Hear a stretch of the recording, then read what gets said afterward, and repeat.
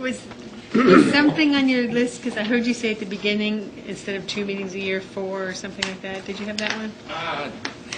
Actually, the issue of 4 meetings, I remember when they were one-day meetings, I was a little bit concerned about that. Just because it's a lot of work to get here for one day and then to leave. I like the idea of having 2 days. I actually even like the idea better of kind of a 3-day meeting where you have one day that's kind of sort of, these are the questions we have. We really think about science. We think about some of the issues. And then that kind of informs kind of some of the issues that we can then talk about the next 2 days. So, and I know that there's been some conversations about a 3-day meeting in the fall, but I don't know if there's been any more thought about what that might look like. So if I could ask a point of information again, if the charter locks us into 2-day meetings, is there a way to use the words at least 2 days or something like that to give you some latitude to make a 3-day meeting if you wanted, or if there was some reason like if the NIH workshop happened right in the middle between 2 sessions and you wanted to get most of us there, that there could be a 3rd meeting to allow us to hear the research updates and then have another day of meeting. Something like that. I think you sort of lock in with 2. I understand there's budgetary issues in that bottom line. It's awful hard to plan things without being sure of exactly how many meetings you're going to have. And we're going to have a tough time right now making any budget changes. And if we increase to more than 2 times a year, I mean, each meeting costs us around $65,000 with video casting, travel, and that's a loaded cost. That's our personnel, because we have to account for 100% of these costs in the advisory committee register, whatever it is that GSA runs. So for 2011, we are highly unlikely to get a nickel more than what we've got right now to have 2-day meetings, basically. But the charter says twice a year.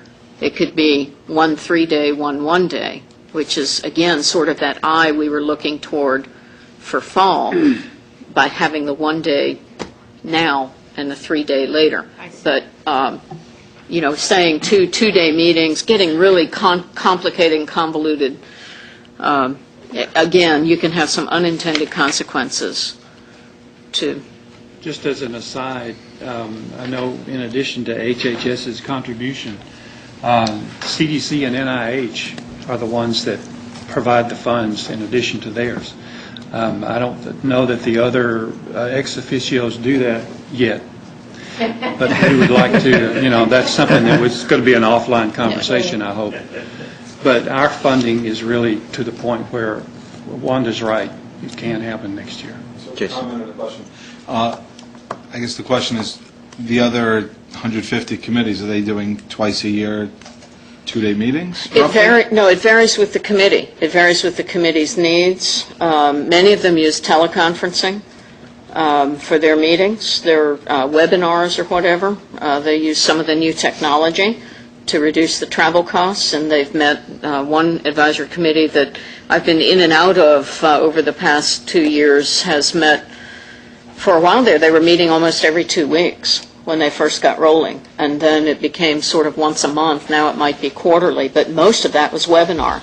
It was using that new technology. And how are they functioning vis-a-vis our group?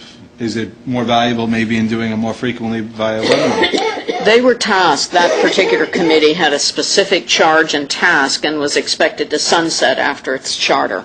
It's been extended because the task was added onto with the Obama administration, but we're fully expecting that charter will in fact lapse after this task. So that one came together for a specific purpose, short-term, meant to be a public process. Other committees, twice a year tends to be the norm. Some will meet for a full week. Some do site visits. Some have extensive presentations for 3 days and then closed session for deliberation. So, they all vary with the purpose of the committee and who holds the charter and so forth.